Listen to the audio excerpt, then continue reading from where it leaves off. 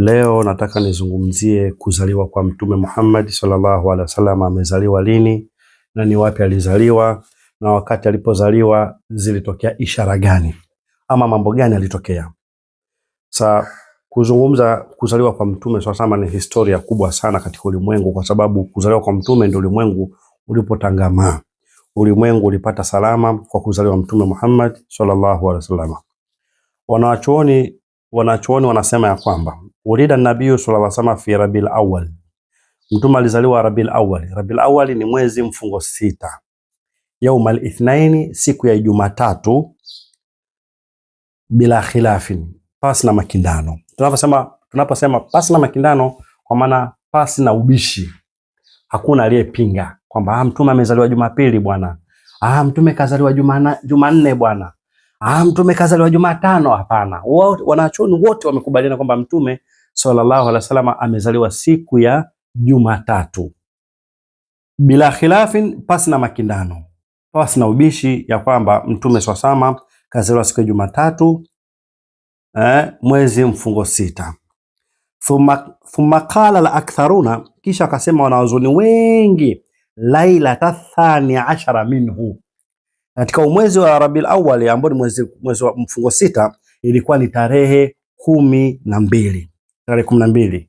Yaani zimepita siku 12 mwezi huo ulipoingia tu, Rabiul Awwal ulipoingia, zikapita siku 11, siku 12 Mtume sasa akazaliwa. Kwa maana siku 12, kwa hiyo tunasema ni tarehe 12. Wakala baadhuhum, na baadhi ya wanachuoni wakasema kwamba al-ashiru ni tarehe 10, kwamba haikufika tarehe 12, ilikuwa ni tarehe 10. Wengine wakasema ilikuwa ni tarehe 8. Wadhalika bi Makkah al-musharrafa, na hilo suala la kuzaliwa Mtume sasa ilikuwa ni katika mji wa Makkah. Mtume amezaliwa Makkah. Kwa wasiojua wajue ya kwamba Mtume sallallahu alaihi wasallam amezaliwa Makkah, fi Shaybi Abi Talib, katika mtaa wa Abi Talib. Shaybi maana yake halisi ni kwamba huko kuna jabali na huko kuna jabali. Hii sehemu ya katikati inaitwa Shayb. Jabali na jabali, hapa katikati panaitwa Shayb. Kwa hiyo tunaita tu ni mtaa, ule mtaa wa Abi Talib. Mtume amezaliwa katika mtaa wa Abi Talib. Wa huwa al-makanu alladhi yajtamiu fihi ahlu Makkah, na ni sehemu ambayo watu wa Makkah wanakutana. Hiyo sehemu ya Shaybi ya watu wa Makkah wanakutana hapo, lailatul maulidi sharifi, usiku wa kuzaliwa Mtume. Kwa hiyo ina maana pia mpaka Makkah pia kuna maulidi. Leo sisi huku Waswahili wa Afrika tunagombanishwa kwa sababu ya maulidi. Hakuyafanya, lakini hapa kwenye hiki kitabu anasema kwamba wadhalika bi Makkah al-musharrafati fi shi'bi Abi Talib, na hilo jambo la kuzaliwa Mtume Muhammad, uko kuzaliwa Mtume ilikuwa ni katika mtaa wa Abi Talib, wa huwa al-makanu alladhi yajtamiu fihi ahlu Makkah lailatal maulidi asharif, na ndio sehemu ambako watu wa Makkah wanakutana hapo usiku wa kuzaliwa Mtume Muhammad.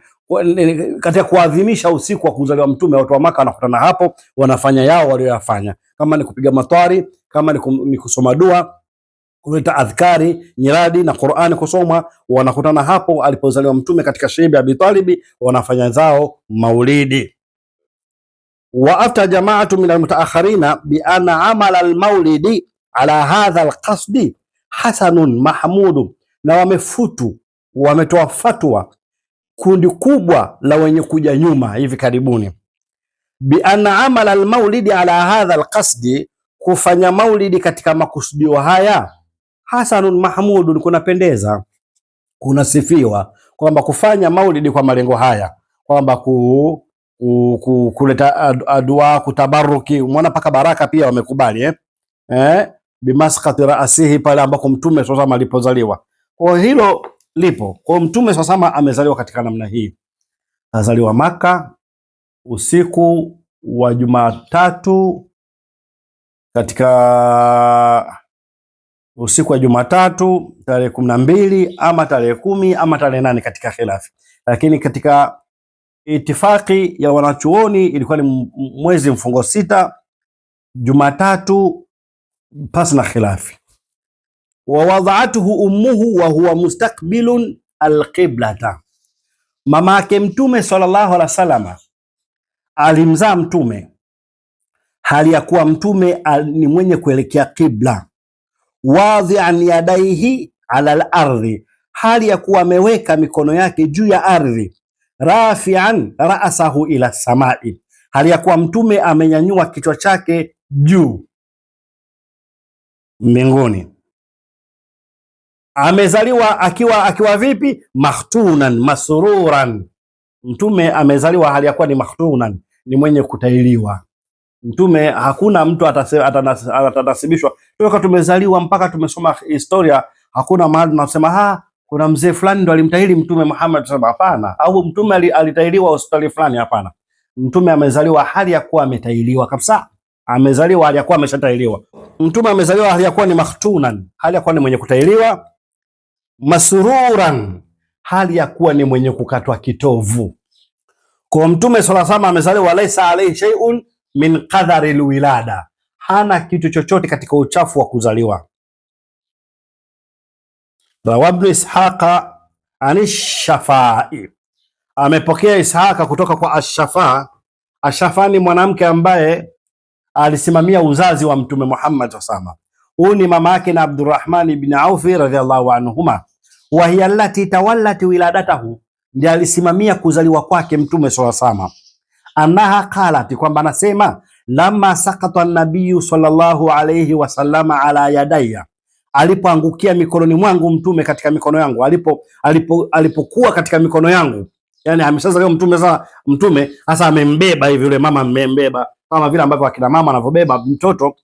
Sasa yule mama anasema kwamba sami'tu qailan, nilimsikia mwenye kusema, yaqulu, anasema, yarhamka Allah, akurehemu Allah subhanahu wa ta'ala, Mwenyezi Mungu akurehemu. Alafu baada ya kusikia maneno hayo, yule mama anasema, wa adhaa li ma baina al-mashriqi wal maghribi hata nadhartu ila qusuri Shami,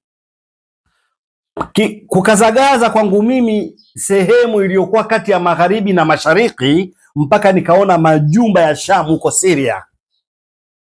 Huyu mama Ash-Shafa yuko Maka, alipokuwa amembeba Mtume swalla, akasikia sauti yarhamka Allah, akurehemu Mwenyezi Mungu. Ni dua nzuri hiyo, aombewa, iwe ni usiku wa tarehe 12 ama usiku wa tarehe 10 ama usiku wa tarehe 8, ili mradi ilikuwa ni usiku. Sasa alipokuwa amembeba usiku, kuna giza.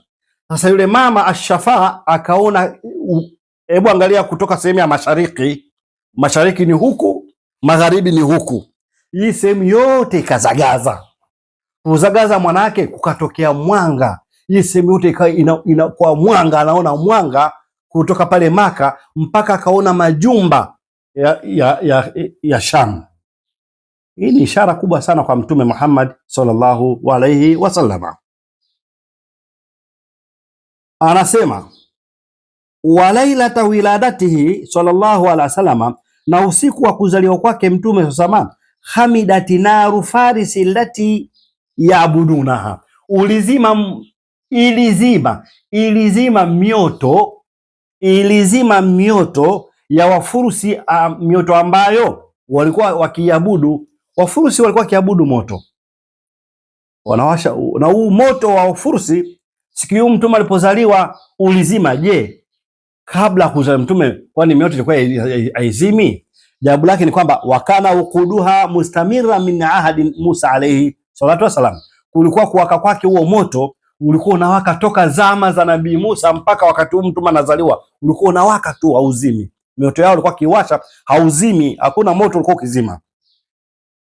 Wartajasa iwanu Kisra, ikatingishika iwani ya Kisra. Iwani ni jumba la kifahari ambalo la mikutano, ama tunaweza kusema ni ikulu, jumba la kifahari la Kisra likatikisika. Wasaqatat minhu 14 shurfatan, zikaanguka kutokana na jumba hilo balkon. Shurfatan tunaweza kusema ni balkon. Balkon zile ambazo zinajengwa nje ya madirisha au mlango, unaweza ukatoka nje hivi ukachungulia ukasimama, hizo ni balkon, shurfa. Sasa katika ile jengo zikaanguka shurfatan 14. Waghadhat buhairatu Sawa, ile bahari ilikuwa ni kubwa la Sawa, likakauka lote siku hiyo. Watanakasati jamiul asnami yakageuka masanamu yote fi jamil afa, katika pande zote za dunia. Kwa maana wale waliokuwa wakiabudia masanamu, zile sanamu ziligeuka, kwa maana kwamba sehemu ya juu ikawa chini, chini ikawa juu, yani miguu ya masanamu ikawa juu, kichwa cha sanamu ikawa chini. Hii ni kuonyesha kwamba utawala wa kuabudiwa kwa masanamu kunakwisha, kunatoweka. Wasakata arshu ibilisa, ikaanguka kiti cha enzi cha ufalme wa Ibilisi. Na hii pia ni kuonyesha utawala wa Ibilisi umefika mwisho.